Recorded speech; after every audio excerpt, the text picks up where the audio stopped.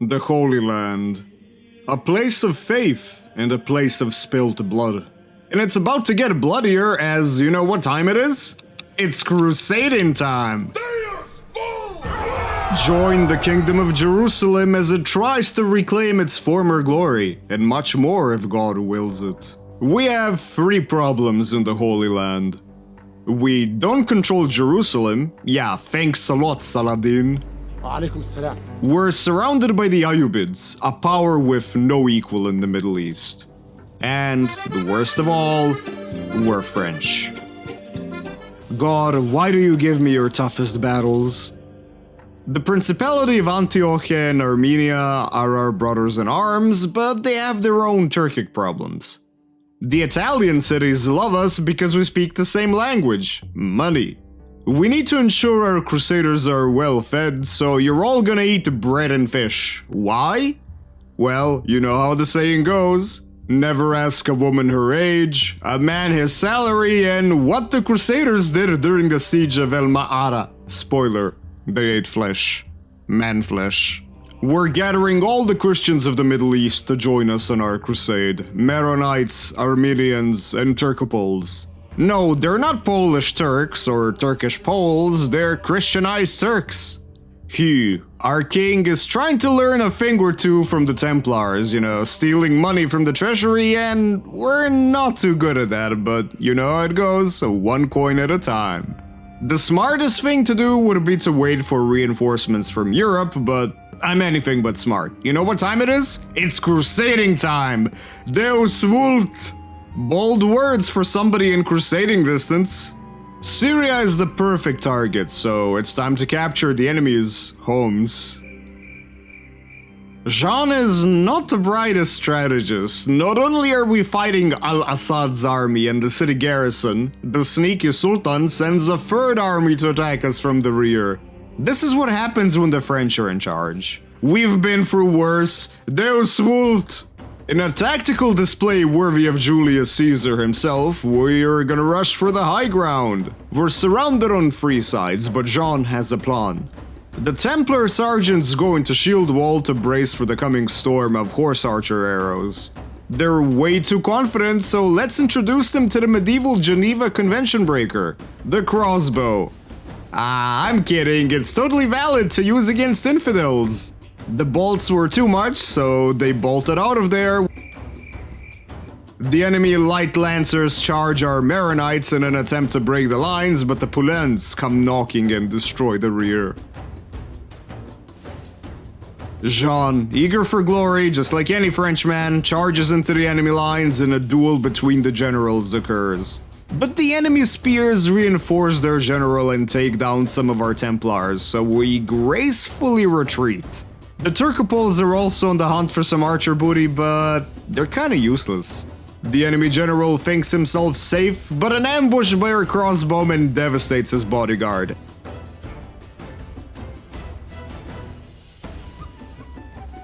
We regrouped on the other side of the battlefield just in time for the advancing army. Our spearmen charge the enemy and a brutal grind ensues. In moments like this, I ask myself, what would Jesus do? Turn the other cheek? Yes! So I clap the enemy cheeks with a Templar charge that shatters them. A glorious victory in the name of God.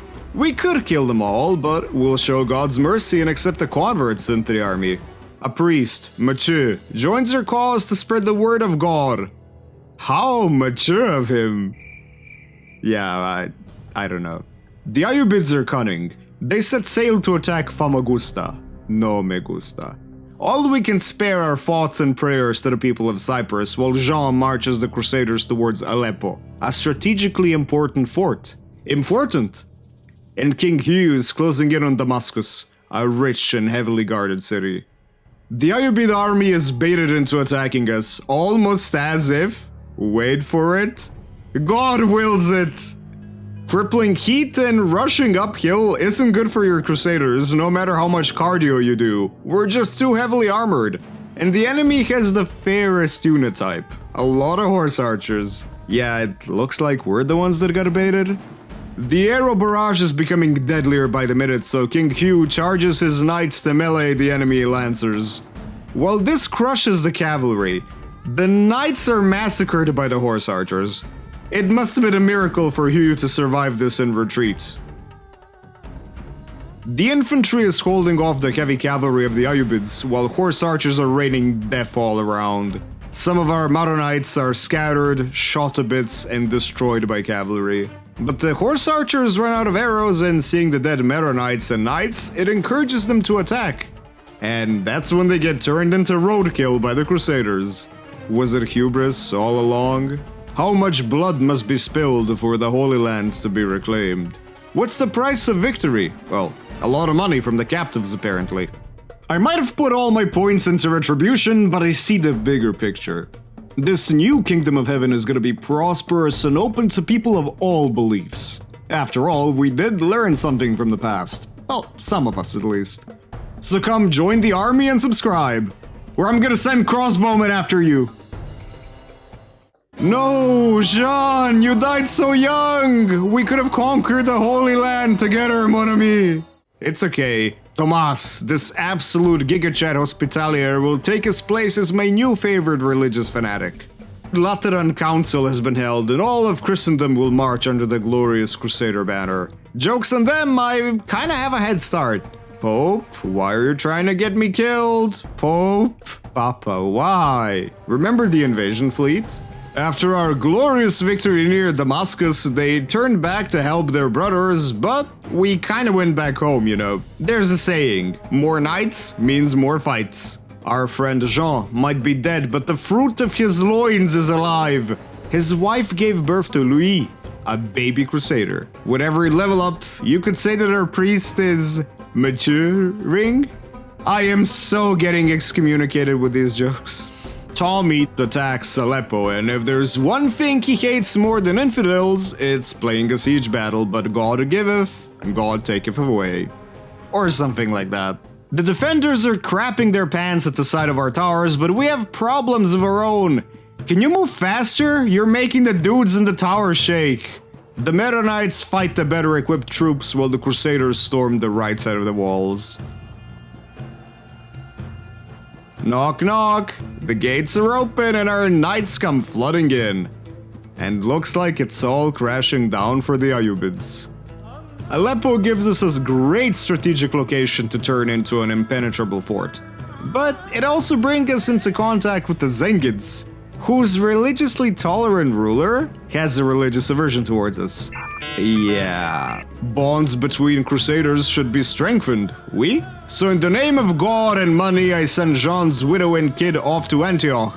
And we set up a fat trade deal with the Crusaders in Greece. The Ayyubid Sultan sent 2 armies to raid us, and that's giving me a headache. But there's one medicine that cures all, a crossbow bolt to the face. Our favorite governor, Pierre, sends reinforcements. The raiders won't know what hit him. Wait, what am I talking about? Instead of waiting for the infantry, the king orders the knights to charge into glory, where they absolutely destroy the Ayyubid lancers. Sudanese archers? Sudanese nuts. Our sergeants pinned the Muslim infantry down while the knights destroy the back line. Even the elite Mamluk slave soldiers can't stand before our righteous fury. As God wills it, the Ayyubids are shattered and all that's left is food for the carrion birds. After battles like this, I ask myself, what would Jesus do? Oh yeah, mercy, not money, totally. Let's deal with some domestic problems. Hugh might have a beautiful wife that is worth dying for in the Holy Land, but she's a sinner, hogging all the wine bottles for herself. The Pope won't grant me a divorce, so I resort to more cunning measures. Oh no! My wife fell down from the city walls onto an assassin's blade! No! Now that we found a suitable bride from the neither Holy, nor Roman, nor Empire, what makes more sense than joining the Kingdom of Jerusalem in marriage? Yeah, I'd crusade for that piece of ass. Calon? The 5th Crusade has officially been announced by the Pope, but I kinda have a head start on that one. And my standing with the Pope is increased after officially joining the Crusade. Buddy, did you see what I've been doing here for the last few years? Now we have direct access to Crusader units, and I feel like a kid in a candy store.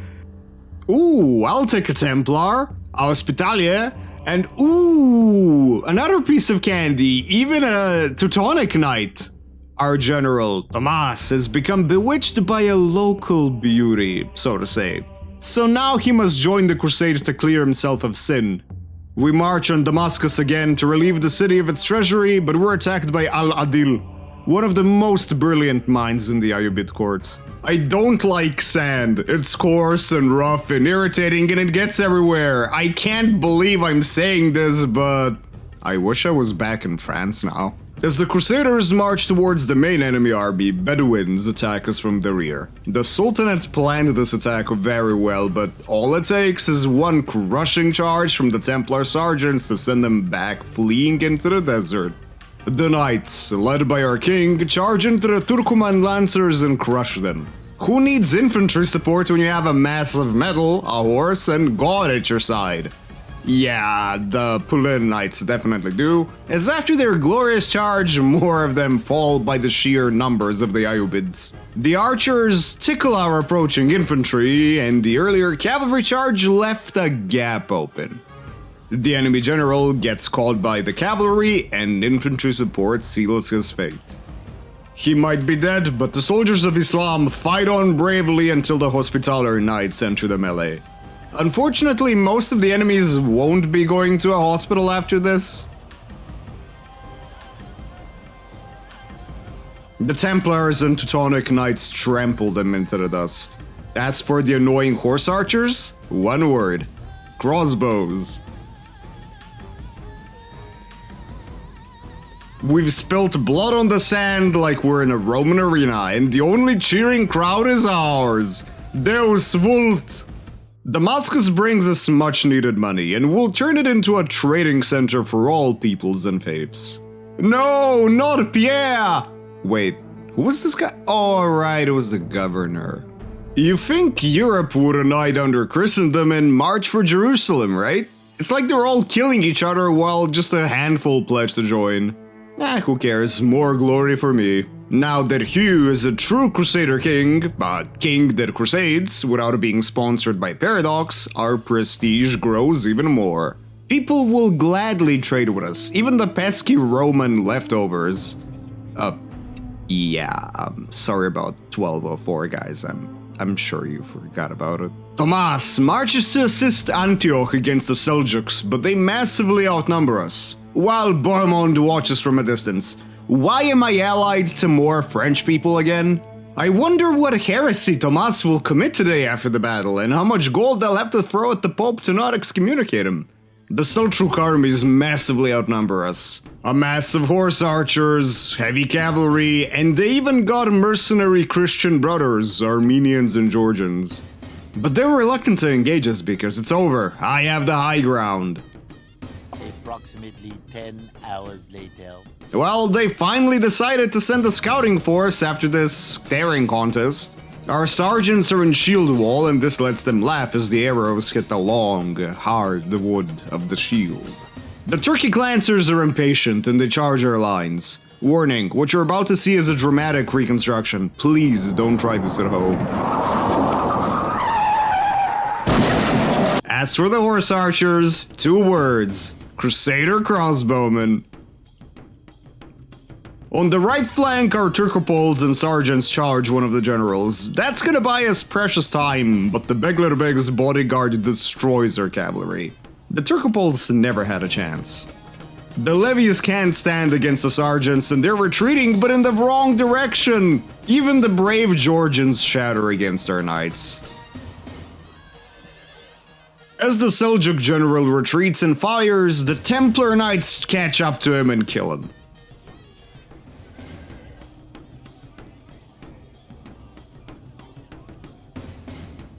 This causes a massive confusion in the Seljuk army.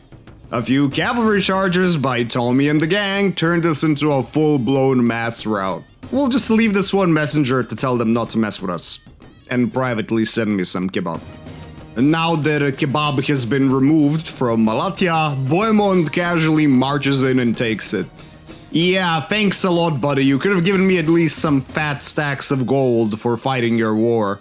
Diyarbakir is exposed and gives us a great target to pillage in the name of God. Remember, if it's a crusade, it's not a crime. Don't Google the Fourth Crusade! Why am I hearing throat singing?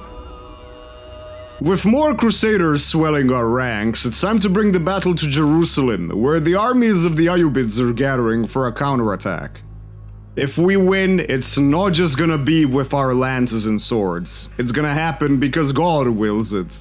Yeah, I just can't resist saying this. And I'm fucking addicted! So I can't quit! A large reinforcing army is on the way in. I'm already praying to God for the salvation of my immortal soul, but 2 Ayyubid generals and cavalry reinforcements are rushing to meet up with the main line. Way overextended and close to us. Our knights, led by the king himself, charge and kill one of the generals, shattering the light cavalry like glass. The Arab cavalry charges are Maronites, but they're reinforced by foot Templars and Hospitallers who smite the horsemen, but not without losing some brothers in arms. The Templars charge another general and kill him before some of them are dragged down by the angry mob.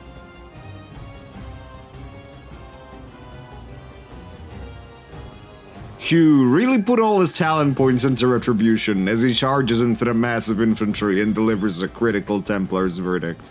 Now with the main army dead or running away, it's time for the toughest challenge. Marching uphill in heavy armor because cardio is just as important as strength training. Oh, and I kinda forgot to mention, the high quality reinforcements are camped all the way on the top.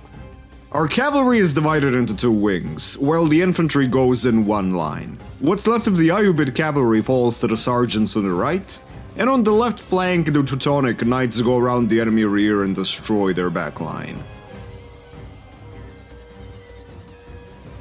Heavy infantry clashes in a fight to determine the fate of the Holy Land.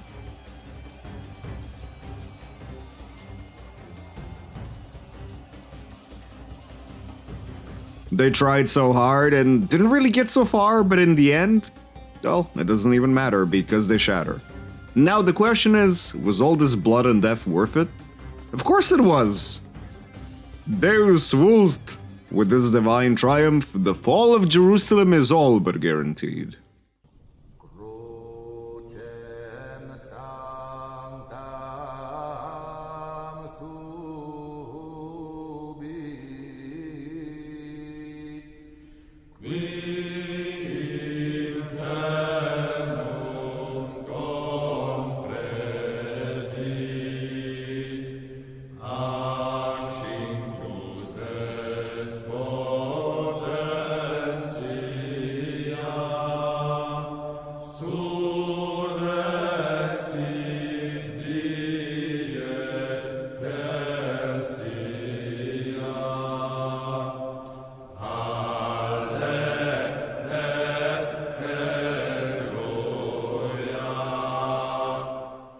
Now that the holiest of cities is back in our rightful hands, I gotta remind you, we won't repeat the mistakes of the past. It's time to build instead of destroy.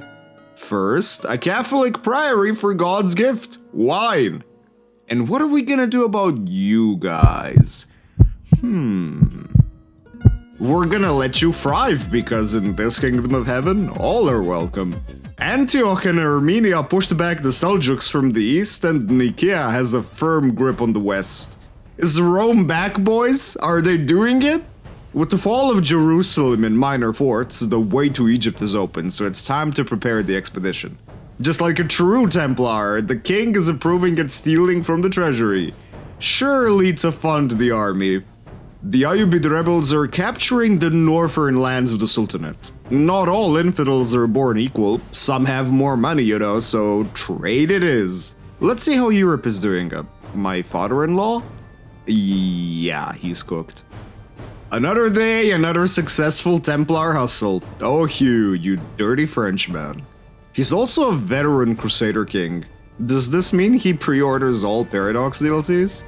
I'm sick of the Zengids just chilling there and raiding me, so now we're gonna bring the fight to them and an entrance into the fertile lands of Mesopotamia. The only thing that's gonna be burning are your cities, dude. Tomas is leading the Eastern Crusade after all, so you know what that means. The Zengids might have strong cavalry, but they're only strong in their words because the Crusaders decisively win all engagements against them, and the simple knight, hammer, and sergeant anvil shatter them, so Mosul and Erbil fall without a challenge.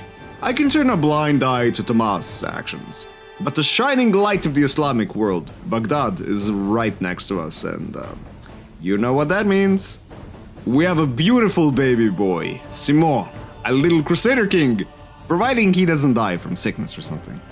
No, Makuria, why, Nubian bros? Fellow Christians betrayed us. We were coming to Egypt to hang out with you. Why would Christians fight each other? Yeah, I'm not gonna finish the sentence. Many skirmishes are fought by forces loyal to the Ayyubids while we're making our way through Egypt, but the greatest challenge yet awaits: the legendary city of Alexandria. Another little Crusader king, Yves, is born. Hopefully Simon won't plot to murder his baby brother in the crib, but you never know what happens. In the east, Tomas might have doomed us all or brought glory in the name of God as he besieges Baghdad. Yeah, sure, Jafar, whatever you say. Now that we've conveniently received the Genoese mercenaries, it's time to attack Alexandria. Yeah, the joke was kind of on us because the Ayyubids have crossbowmen of their own which are starting to rain death, but instead of karma, they received the Genoese. Genoese nuts. The ladders rush towards the walls, and the Poland spearmen are jumping into action alongside the sergeants. The battle is costing me a lot of lives. Can you hurry pounding the walls? I know it's not your first time ramming. The Crusaders can't wait anymore. The Hospitallers climb up the walls and into bloodshed. Alexandria is thrown into chaos, and to make it worse, the fire arrows are burning parts of the cities. And the poor trees, won't anyone think of the trees? The Templars are cleaving their way through the swarm of defenders, but it seems like this battle is never gonna end. Surprise! The gates are down and the knights are pouring in, led by the king, who really must have a divine shield at this point. The Teutonic Knights judge the general unworthy, and deserters are already seen outside Alexandria. The city is ours, but who's gonna clean up this mess? Definitely not the Italians. The majority of the population is Coptic Christian, so I'm sure we're gonna get along great. That was sarcasm, by the way. The Nubians kinda decided they're not into any of this Crusader business, so I'll gladly take money to not have to march to Dongola. Dongola. Dong-ola. Meanwhile, on the eastern front, the garrison of Baghdad has been starved, and it's gonna be an underwhelming battle. The only logical solution is to loot the city. Hey, would you rather have the Crusaders or Mongols do this? Besides, Tomas is still bewitched. Who knows what's he gonna find in the ruins? And he continues his holy rampage towards Basra, a filthy rich city in the Persian Gulf. And best part, it's poorly defended, so it's pillage o'clock? Cairo, the last stronghold of the Ayyubids in Egypt, is right in front of us, and you know what time it is! Actually, I'm not gonna say it this time. You guess. The plan is to attack the city from two sides. After all, we want this over fast, and the cornered rats are gonna fight harder when they know there's no way out. We picked up some deadly desert warriors along the way, the Bija tribesmen. Isn't this a glorious sight? Well, not for the Ayyubids. On one side we have the Pulants and Bija climb up the ladders, totally because they couldn't afford siege towers for them. And on the other side, the veteran Crusaders are storming the walls. The battle is bloody on all sides as the knights cleave through the defenders and the Bija slaughter the enemy cavalry with their javelins. And some of our guys, but hey, what's a few kills between friends? With the gates open, you know what's gonna happen. The knights are flooding the city and Cairo is about to get Kai-rocked. The crusade has succeeded because God willed it, and I can finally stop saying it now. With the fall of Cairo, Ayyubid power is crushed. Capturing Egypt also lets us trade with the Christians of Makuria and Zagwe. Hey, money is money and we got a common cause. And don't you just love the smell of gold in the morning? No, Eves is dead! God cursed me for my greed! Or maybe his brother did it. It doesn't matter, I got a replacement son on the next turn, Alphonse. All I can say is good luck, kid. You're gonna need it to survive in the Lusignan dynasty. From humble beginnings, we've reclaimed the Holy Land and much more, because God willed it. The Ayyubids are broken and we have not just all of Egypt, but Mesopotamia and its riches. With all our conquests, we're not just a footnote of the Boleco in history. Now in Jerusalem, we proclaim the Empire of Outremer. DEUS VULT. Yeah, so we broke the timeline to an unrecognizable degree and who knows what's gonna happen, but I hope you had a lot of fun watching, at least as much as I had fun making it. Spoiler alert, it was agony to make. If you want to see more wacky videos like this, educational ones, hey, maybe even a part 2 of this, stick around, give it a like or even subscribe if you're crazy enough, because there's a lot more coming. So until the next time...